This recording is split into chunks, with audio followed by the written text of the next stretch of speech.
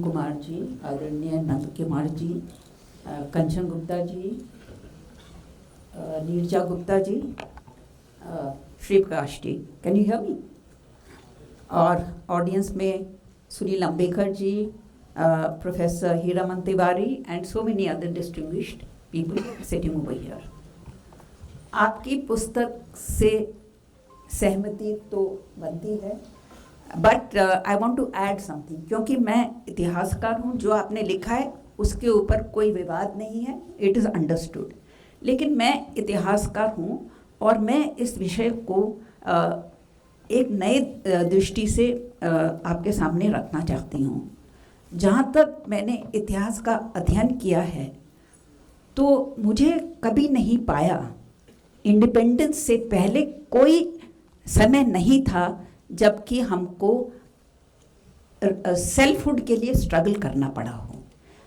और ये बहुत विचित्र बात है, क्योंकि बहुत समय तक शासन हमारे हाथ में नहीं था, विदेशी ताकतों के हाथ में था। लेकिन तब भी जो आम आदमी थे वो इस नेशन की, इसकी रक्षा कर रहे थे, सेल्फहुड की।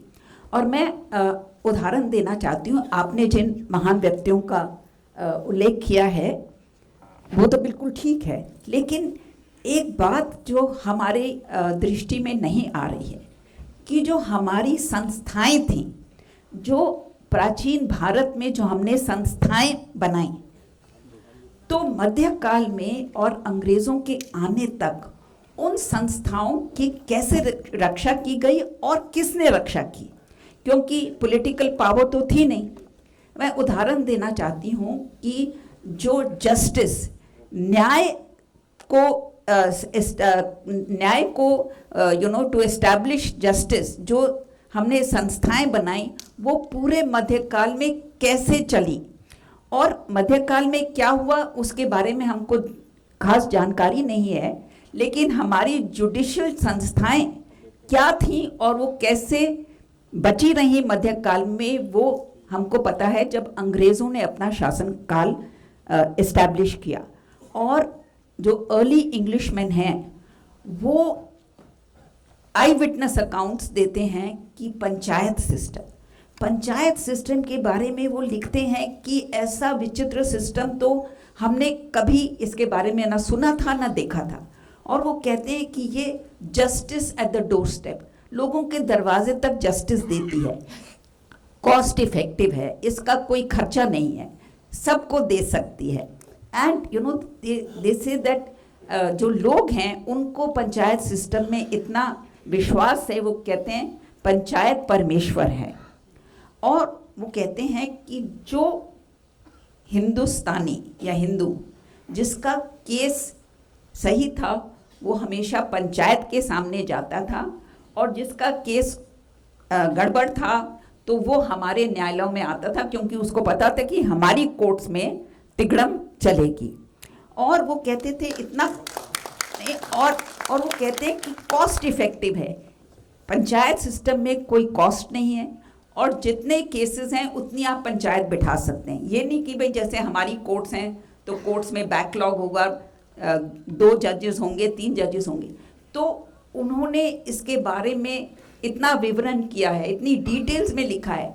तो ये जो पंचायत सिस्टम है, मैं सिर्फ एक उदाहरण दे रही हूँ, ये पंचायत सिस्टम मध्यकाल में किसी हिंदू राजा ने नहीं सुरक्षित रखा, ये ग्रामीण लोगों ने ये इंस्टीट्यूशन को जागृत रखा। और मतलब कि उस समय जब अंग्रेज़ यहाँ पर आए तो उनकी हुकूमत पूरे भारत में नहीं स्थापित हुई थी, और वो उनको ये भी नहीं था कि भाई हमको अपना सिस्टम लाना है यहाँ पे। और जो अर्ली इंग्लिशमैन थे वो कोई विद्वान नहीं थे, वो ट्रेडिंग करने आए थे, व्यापार करने आए थे। लेकिन जब उनको दीवानी मिली, 1764 में दीवानी मिली, दीवानी मतलब आपको न्याय और रेवेन्यू का सिस्टम संभालना है, तब वो डिस्ट्रिक्ट्स में गए कि भाई यहाँ पे क्या होता है, न्याय कैसे डिस्प्ले होता है। और उनके जो आई विटनेस अकाउंट्स हैं वो कहते हैं कि करप्शन नहीं है इस सिस्टम में।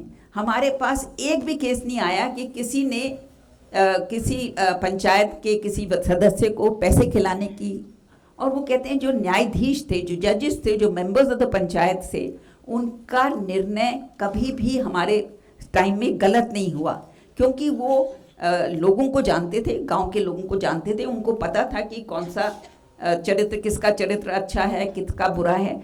तो ये, और एल्फिंस्टन वो एक जिक्र करते हैं कि जब मैं बॉम्बे की तरफ आ रहा था तो मैंने देखा कि गांव के बहुत लोग भाग रहे हैं। तो मैंने कहा क्यों भाग रहे हैं? उन्होंने कहा कि क्या लॉर्ड लेक, मैंने कहा क्या लॉर्ड लेक की सेना आ रही है, अंग्रेजी जो शासक, जो कमांडर इन चीफ था, क्या वो सेना लेके आ रहा है? कहता है नो, इट्स द ब्रिटिश अदालत दैट इज कमिंग। वो मतलब कि लोगों को ब्रिटिश सिस्टम से इतना they were so afraid of the British system and they were so much in favor of this system. दूसरा, वो एक और इंस्टीट्यूशन की इतनी विवरण करते हैं, इतनी तारीफ करते हैं, अब वो है धरना सिस्टम। और वो कहते हैं कि ये धरना सिस्टम क्या है?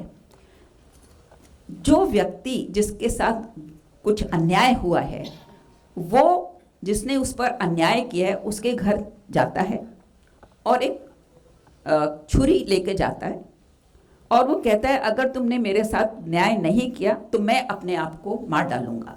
मतलब the person who is the victim is threatening to kill himself और damage himself rather than the person who has done the thing. So when we talk about selfhood, struggle for selfhood, this problem of identity, this problem of who we are, according to my understanding of history, this is a post 1947 development.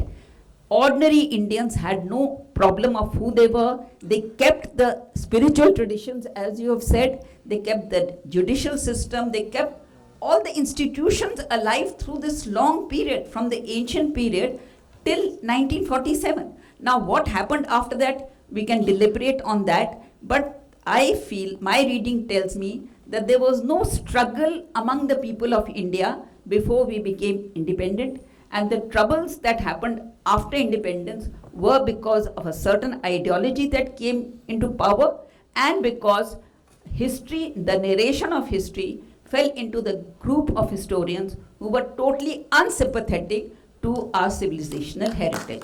Thank you.